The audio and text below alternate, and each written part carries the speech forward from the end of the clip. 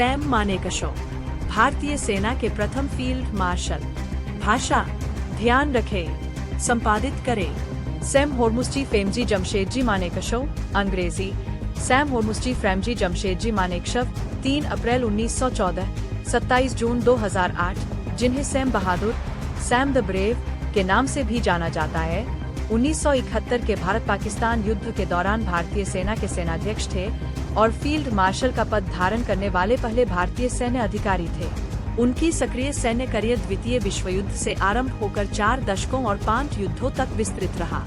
Field marshal Sam Framji Jamshedji Manekshaw, सैन्य cross, Padma Vibhushan और पद्म भूषण।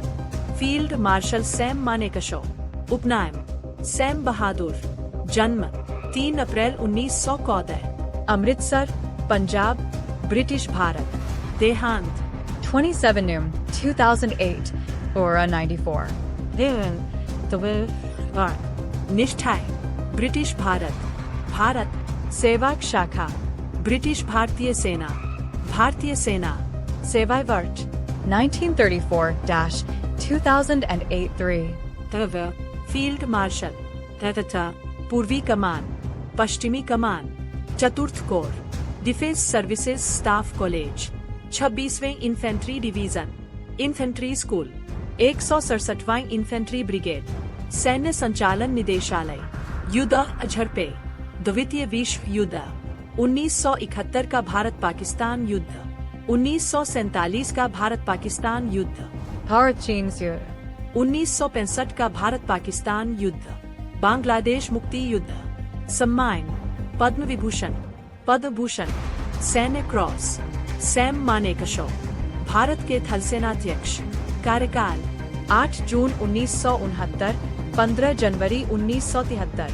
पूर्वाधिकारी जनरल पीपी कुमार मंगलम, उत्तराधिकारी जनरल गोपाल गुरुनाथ बेवूर। मानेकशॉ 1932 में भारतीय सैन्य अकादमी, देहरादून के पहले दल में शामिल हुए थे। उन्हें 12वीं फ्रंटियर फोर्स रेजिमेंट की 4th बटालियन में नियुक्त किया गया था। द्वितीय विश्व युद्ध में वीरता के लिए उन्हें मिलिट्री क्रॉस से सम्मानित किया गया था। 1947 में भारत के विभाजन के बाद उन्हें 8वीं गोरखा राइफल्स में फिर से नियुक्त किया गया। 1947 के भारत पाकिस्तान युद्ध और हैदराबाद संकट के दौरान मानेकशॉ को योजना बनाने की भूमिका सौंपी गई। परिणामस्वरूप उन्होंने कभी पैदल सेना, इन्फेंट्री बटालियन की कमान नहीं संभाली। उन्हें सैन्य अभियान निदेशालय में सेवा के दौरान ब्रिगेडियर के पद पर पदोन्नत किया गया। वह 1952 में 167वें इन्फेंट्री ब्रिगेड के कमांडर बने और 1954 तक इस पद पर रहने के बाद उन्होंने सेना मुख्यालय में सैन्य प्रशिक्षण के निदेशक का पदभार संभाला। Royal college of defence studies में उच्च कमांड की शिक्षा प्राप्त करने के बाद उन्हें 26वें इन्फेंट्री डिवीजन का जनरल ऑफिसर कमांडिंग नियुक्त किया गया। उन्होंने डिफेंस सर्विसेज स्टाफ कॉलेज के कमांडेंट के रूप में भी कार्य किया। 1963 में मानेकशॉ को सेना कमांडर के पद पर पदोन्नत किया गया और उन्होंने पश्चिमी कमान संभाली। 1961 में उनका स्थानांतरण पूर्वी कमान में हो गया। मानेकशॉ पहले से ही डिवीजन, सैन्य, कोर, सैन्य और क्षेत्रीय स्तरों पर सैनिकों की कमान संभालने के बाद 1969 में सेना के 7वें प्रमुख बने। उनके कमान के तहत भारतीय सेनाओं ने 1971 के भारत पाकिस्तान युद्ध में पाकिस्तान के खिलाफ विजयी अभियान चलाया, जिसके परिणामस्वरूप दिसंबर 1971 में बांग्लादेश का निर्माण हुआ। उन्हें भारत के दूसरे और तीसरे सर्वोच्च नागरिक पुरस्कार पद्म विभूषण और पद्म भूषण से सम्मानित किया गया था। प्रारंभिक जीवन संपादित करें। सैम मानेकशॉ का जन्म 3 अप्रैल 1914 को अमृतसर, पंजाब के एक पारसी परिवार में हुआ था। उनकी मां हिलानी मेहता 1885 से 1973 गृहिणी और पिता होर्मुसजी मानेकशॉ 1871 से 1964 चिकित्सक थे। उनके माता पिता पारसी थे जो तटीय गुजरात क्षेत्र के वलसाड शहर से अमृतसर चले गए थे। 4, 5, 6, 7 1903 में मानेकशॉ के माता पिता मुंबई छोड़कर लाहौर के लिए निकले, जहां होर्मुसजी के दोस्त रहते थे। होर्मुसजी को वहां पर चिकित्सकीय अभ्यास आरंभ करना था। हालांकि जब तक उनकी ट्रेन अमृतसर पहुंची, हिला को अपनी गर्भावस्था के कारण आगे की यात्रा करना असंभव लगा। स्टेशन मास्टर ने सलाह दी कि हिला को इस हालत में कोई भी यात्रा नहीं करनी चाहिए। इसके बाद दोनों को अमृतसर में रुकना पड़ा। प्रसव के पश्चात हिला के पूर्ण रूप से स्वस्थ होने तक दंपति ने अमृतसर शहर में रुकने का फैसला किया। हॉर्मुसजी मानेकशॉ ने जल्द ही अमृतसर में एक क्लिनिक और फार्मेसी की स्थापना की। अगले एक दशक में दंपति के 6 बच्चे हुए, जिनमें 4 बेटे और 2 बेटियां, फाली, सिला, जैन, शेरू, सैम और जैमी थीं। सैम उनकी 5वीं संतान, तीसरे पुत्र थे। द्वितीय विश्व युद्ध के दौरान हॉर्मुसजी मानेकशॉ ने ब्रिटिश भारतीय सेना के इंडियन मेडिकल सर्विस (IMS) अब आर्मी मेडिकल कोर में एक कप्तान के रूप में सेवा प्रदान की। 6-8 मानेकशॉ भाई बहनों में से सैम के 2 बड़े भाई फाली और जैन इंजीनियर, जबकि सिला और शेरू शिक्षक बने। सैम और उनके छोटे भाई जैमी दोनों भारतीय सेना में शामिल हो गए। जैमी अपने पिता की ही तरह एक चिकित्सक बने और रॉयल इंडियन एयर फोर्स में चिकित्सा अधिकारी के रूप में अपनी सेवाएं प्रदान की। जैमी संयुक्त राज्य अमेरिका के नेवल एयर स्टेशन पेंसाकोला से एयर सर्जन विंग्स के रूप में सम्मानित होने वाले पहले भारतीय बने। वह अपने बड़े भाई सैम के साथ फ्लैग ऑफिसर बने और भारतीय वायुसेना में एयर वाइस मार्शल के रूप में सेवानिवृत्त हुए। 6-9 बचपन में सैम शरारती और बेहद जोशीले थे। उनकी आरंभिक इच्छा अपने पिता की तरह चिकित्सक बनने की थी। 8 उन्होंने अपने प्राथमिक स्कूल की शिक्षा पंजाब में पूरी की और फिर शेरवुड कॉलेज, नैनीताल चले गए। 1929 में 15 साल की उम्र में उन्होंने junior Cambridge certificate, Cambridge international examination, Cambridge international examinations द्वारा विकसित अंग्रेजी भाषा का पाठ्यक्रम लेकर कॉलेज छोड़ दिया। 10 1931 में उन्होंने सीनियर कैम्ब्रिज परीक्षा विशेष योग्यता के साथ उत्तीर्ण की। सैम ने तब अपने पिता से चिकित्सकीय अध्ययन के लिए उन्हें लंदन भेजने को कहा। सैम के पिता ने उन्हें मना कर दिया क्योंकि उनकी उम्र अधिक नहीं थी। सैम के 2 बड़े भाई पहले से ही लंदन में इंजीनियरिंग की पढ़ाई कर रहे थे। 11-12 सैम ने लंदन जाने के बजाय हिंदू सभा कॉलेज, अब हिंदू कॉलेज, अमृतसर में प्रवेश ले लिया। वह अप्रैल 1932 में पंजाब विश्वविद्यालय, लाहौर द्वारा आयोजित परीक्षा में विज्ञान में तृतीय श्रेणी से उत्तीर्ण हुए। 11 सैन्य कॉलेज समिति की अध्यक्षता कर रहे थे। समिति ने सेना में अधिकारी आयोगों, ऑफिसर कमीशंस के लिए भारतीयों को प्रशिक्षित करने के लिए भारत में एक सैन्य अकादमी स्थापित करने की सिफारिश की। इसके तहत 3 साल का पाठ्यक्रम प्रस्तावित किया गया था और प्रवेश की आयु 18 से 20 वर्ष थी। प्रस्ताव के अनुसार उम्मीदवारों का चयन लोक सेवा आयोग द्वारा आयोजित परीक्षा के आधार पर किया जाता। 12 भारतीय सैन्य अकादमी (IMA) में नामांकन के लिए प्रवेश परीक्षा की औपचारिक अधिसूचना 1932 के शुरुआती महीनों में जारी की गई। परीक्षाएं जून या जुलाई के लिए निर्धारित की गयीं। 13 अपने पिता द्वारा उन्हें लंदन भेजने से इनकार किए जाने के विरोध स्वरूप मानेकशॉ ने एक पद के लिए आवेदन किया और दिल्ली में प्रवेश परीक्षा में बैठे। 1 अक्टूबर 1932 को वह प्रतियोगिता के माध्यम से चुने जाने वाले 15 कैडेटों में से एक थे। मानेकशॉ में योग्यता क्रम में 6वां स्थान प्राप्त किया। 13-14 भारतीय सैन्य अकादमी संपादित करें। मानेकशॉ का चयन कैडेटों के पहले बैच में हुआ था। द पायनियर्स कहे जाने वाले उनके कैडेट वर्ग से स्मिथ डन और मोहम्मद मूसा खान निकले, जो क्रमशः बर्मा और पाकिस्तान के भावी कमांडर इन चीफ थे। हालांकि अकादमी का उद्घाटन चेटवुड द्वारा 10 दिसंबर 1932 को किया गया, लेकिन कैडेटों का सैन्य प्रशिक्षण 1 अक्टूबर 1932 से शुरू हो गया था। 13 IMA में अपने प्रवास के दौरान मानेकशॉ विदग्ध साबित हुए और उन्होंने आगे के जीवन में कई प्रथम उपलब्धि हासिल की। वे गोरखा रेजिमेंट में शामिल होने वाले पहले स्नातक, भारत के थल सेनाध्यक्ष के रूप में सेवा करने वाले पहले व्यक्ति और फील्ड मार्शल का पद प्राप्त करने वाले पहले व्यक्ति बने। 13 शामिल किए गए 40 कैडेटों में से केवल 22 ने पाठ्यक्रम पूरा किया और उन्हें 1 फरवरी 1935 को 4 फरवरी 1934 से पूर्ववर्ती वरिष्ठता के साथ सेकेंड लेफ्टिनेंट के रूप में नियुक्त किया गया। 15 मानेकशॉ के कमीशनिंग के समय नए कमीशन प्राप्त भारतीय अधिकारियों के लिए भारतीय इकाई में भेजे जाने से पहले शुरुआत में ब्रिटिश रेजिमेंट से जुड़ा होना मानक प्रचलन। इस तरह से मानेकशॉ लाहौर में तैनात 2री बटालियन रॉयल स्कॉट्स में शामिल हो गए। बाद में उन्हें बर्मा में तैनात 12वीं फ्रंटियर फोर्स रेजिमेंट की 4थी बटालियन में शामिल किया गया। 16, 17, 18, 1 मई 1938 को उन्हें अपनी कंपनी का क्वार्टर मास्टर नियुक्त किया गया। 19 पहले से ही पंजाबी, हिंदी, उर्दू, अंग्रेजी और अपनी मूल भाषा गुजराती में पारंगत मानेकशॉ ने अक्टूबर 1938 में पश्तो में एक उच्चतर मानक सैन्य दुभाषीय की योग्यता प्राप्त की। 21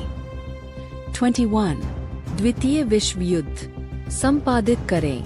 द्वितीय विश्व युद्ध शुरू होने पर योग्य अधिकारियों की कमी के कारण युद्ध के पहले 2 वर्षों में मानेकशॉ को कैप्टन और मेजर के कार्यवाहक या अस्थायी रैंक पर नियुक्त किया गया। 4 फरवरी 1942 को उन्हें स्थायी कैप्टन के रूप में पदोन्नत किया गया। 22 उन्होंने 1942 में बर्मा में सितांग नदी पर 12वीं फ्रंटियर फोर्स रेजिमेंट की 4थी बटालियन के साथ अपनी कंपनी का नेतृत्व किया। 3 मानेकशॉ उस युद्ध में अपनी बहादुरी के लिए पहचाने गए। 23 सितांग सेतु शीर्ष ब्रिज हेड के बाईं ओर एक प्रमुख स्थान पगोडा पहाड़ी पगोडा हिल के आसपास लड़ाई के दौरान उन्होंने हमलावर जापानी सेना के खिलाफ जवाबी हमले में अपनी कंपनी का नेतृत्व किया। आधे से अधिक लोगों के हताहत होने के बावजूद कंपनी अपने उद्देश्य को प्राप्त करने में सफल रही। पहाड़ी पर कब्जा करने के बाद Manekshaw light machine gun LMG की गोली की चपेट में आ गए और गंभीर रूप से घायल हो गए। 24 युद्ध का अवलोकन करते हुए 17वीं इन्फेंट्री डिवीजन के commander major general David Cowan Manekshaw को जीवन और मृत्यु के बीच जूझते देखकर उनकी ओर लपके। इस डर से कि कहीं मानेकशॉ की मृत्यु न हो जाए, जनरल ने उन पर अपना मिलिट्री क्रॉस रिबन चिपका दिया और कहा, एक मृत व्यक्ति को मिलिट्री क्रॉस से सम्मानित नहीं किया जा सकता। 21 अप्रैल 1942 को लंदन गजट के अधिसूचना प्रकाशन के साथ इस पुरस्कार को आधिकारिक बना दिया गया। 25-26 उद्धरण जिसे सार्वजनिक नहीं किया गया था इस प्रकार है। Sitang Nadi 22 to 23 February 42 Captain Sam Harmus G Fame G Jamshed G Manekashaw 4थी बटालियन सिख 12वीं फ्रंटियर फोर्स रेजिमेंट। यह अधिकारी अपनी बटालियन की ए कंपनी की कमान संभाल रहा था जब उसे सितांग सेतु शीर्ष के बाईं ओर की प्रमुख पहाड़ी पैगोडा हिल पोजीशन पर जवाबी हमला करने का आदेश दिया गया था, जिस पर दुश्मन ने कब्जा कर लिया था। 30% जनहानि के बावजूद जवाबी हमला सफल रहा और यह काफी हद तक कैप्टन मानेकशॉ के उत्कृष्ट नेतृत्व और दृढ़ता के कारण था। पोजीशन पर कब्जा करने के बाद यह अधिकारी घायल हो गया था। मानेकशॉ को उनके अर्दली मेहर सिंह, शेर सिंह नहीं, ने युद्ध के मैदान से बाहर निकाला और उन्हें एक ऑस्ट्रेलियाई सर्जन के पास ले गए। सर्जन ने शुरू में यह कहते हुए मानेकशॉ का इलाज करने से इनकार कर दिया कि वह बुरी तरह घायल हो गए थे। उनके पूरे शरीर में 7 गोलियां लगी थीं। मेहर सिंह सैम को अपने कंधों पर उठाकर युद्ध के मैदान से लगभग 14 मील पैदल चले। मानेकशॉ के बचने की संभावना बहुत कम थी, लेकिन मेहर सिंह बदेशा ने डॉक्टर को उनका इलाज करने के लिए मजबूर किया। मानेकशॉ के होश में आने पर सर्जन ने पूछा कि उन्हें क्या हुआ था, तो उन्होंने जवाब दिया कि उन्हें खच्चर ने लात मारी थी। मानेकशॉ के हास्यबोध से प्रभावित होकर डॉक्टर ने उनका इलाज किया। मानेकशॉ के फेफड़े, लीवर और किडनी से 7 गोलियां निकाली गईं। उनके आंतों के कुछ हिस्से भी निकाल दिए गए। 27 मानेकशॉ के विरोध पर कि वह अन्य रोगियों का इलाज करते हैं। रेजिमेंटल चिकित्सा अधिकारी कैप्टन GM दीवान ने उनकी देखभाल की। 28-18 मानेकशॉ से जब यह पूछा गया कि उन्हें क्या हुआ था, तब उनके जवाब पर ऑस्ट्रेलियाई सर्जन की यह टिप्पणी थी, By Jove, you have a sense of humor. I think you are worth saving. कसम से आप एक जिंदादिल इंसान हैं। मेरा ख्याल है आपको बचाया जाना चाहिए। Singh 2005, page 191. अपने जख्मों से उबरने के बाद मानेकशॉ ने 23 अगस्त से 22 दिसंबर 1943 के बीच क्वेटा के कमांड एंड स्टाफ कॉलेज में 8वें स्टाफ कोर्स में भाग लिया। कोर्स के पूरा होने पर उन्हें ब्रिगेड मेजर के रूप में रजमार्ग ब्रिगेड में तैनात किया गया।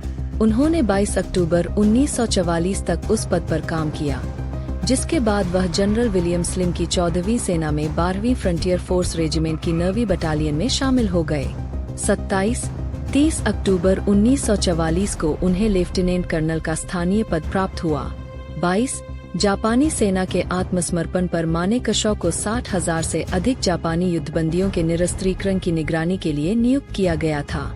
उन्होंने इस जिम्मेदारी को अच्छी तरह से निभाया, जिससे अनुशासनहीनता या शिविर से भागने के प्रयासों का कोई मामला सामने नहीं आया।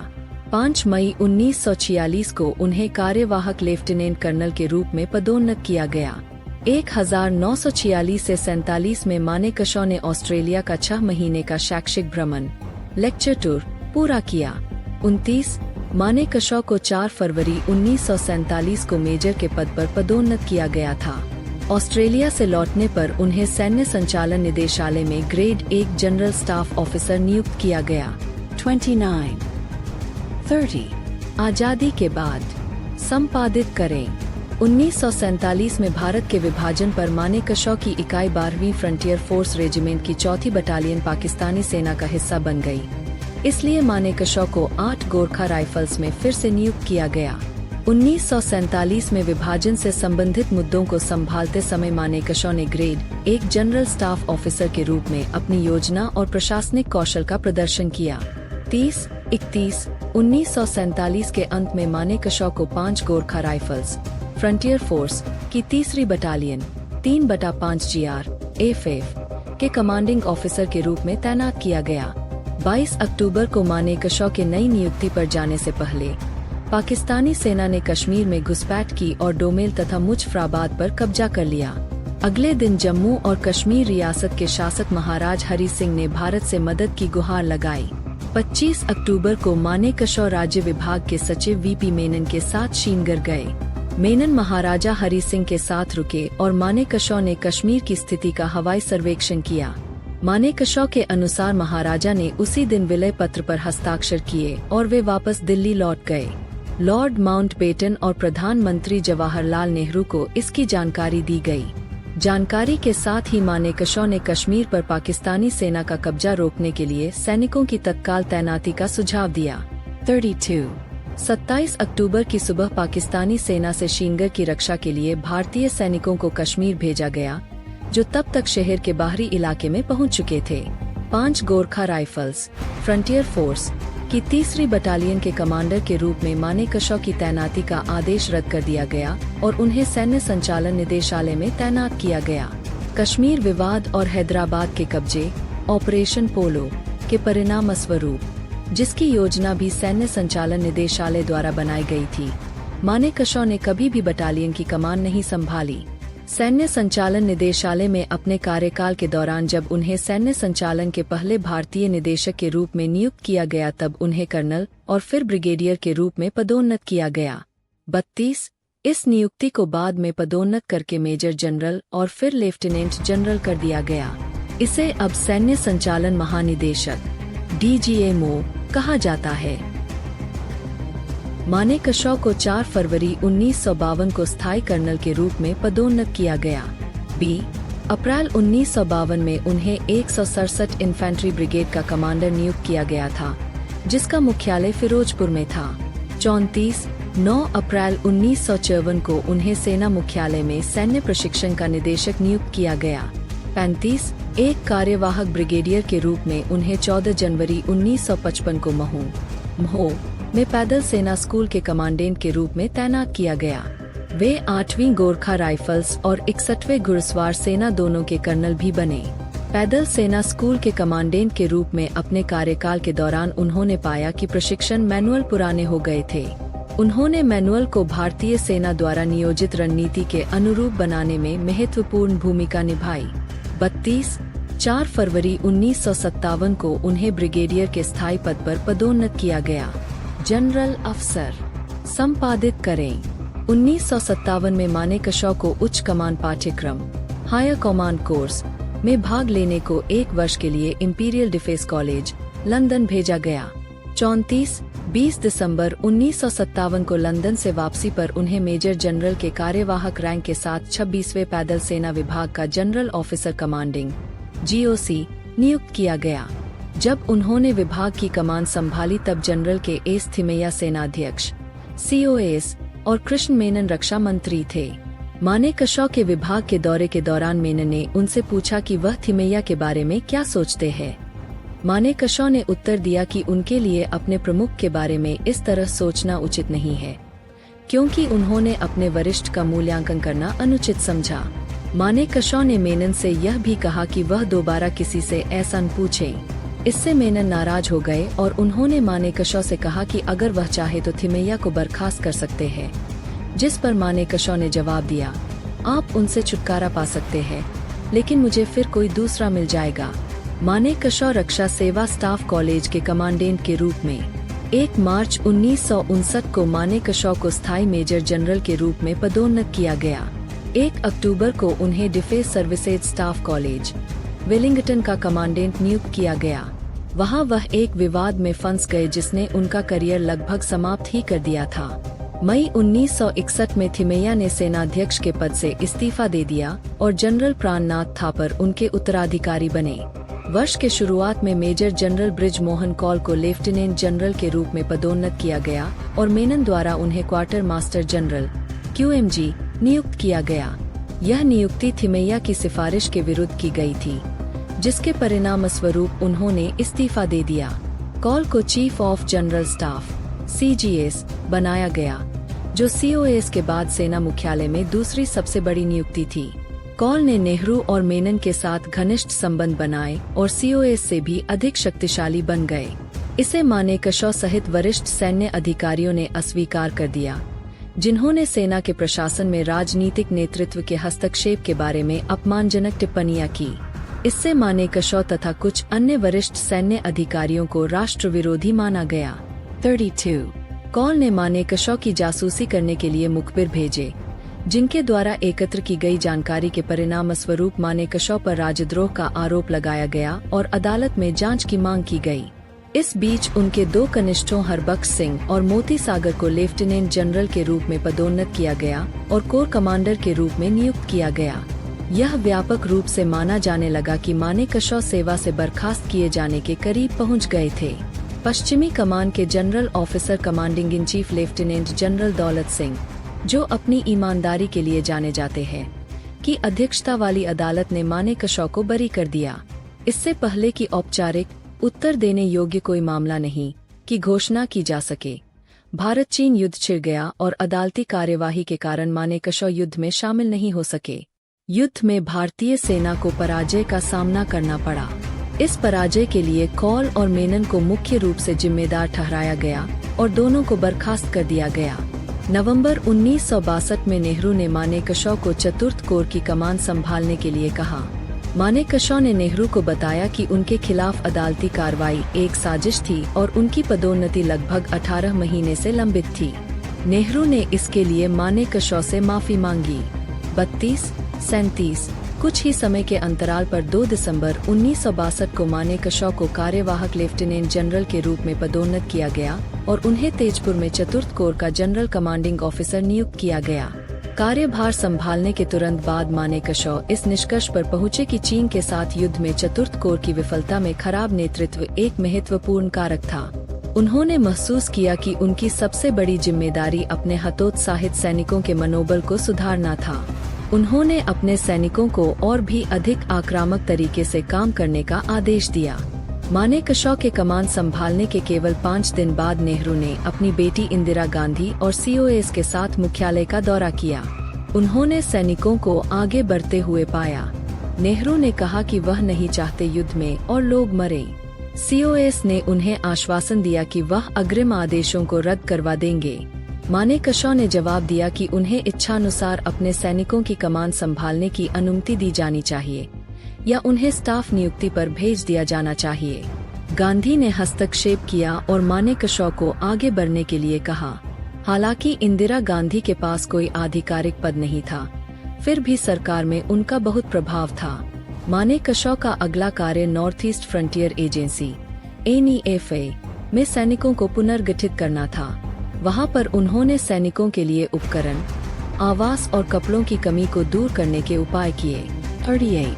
20 जुलाई 1963 को स्थायी लेफ्टिनेंट जनरल के रूप में पदोन्नत होने के बाद मानेकशॉ को 5 दिसंबर को सेना कमांडर नियुक्त किया गया। उन्होंने general commanding officer in chief के रूप में पश्चिमी कमान की बागडोर संभाली।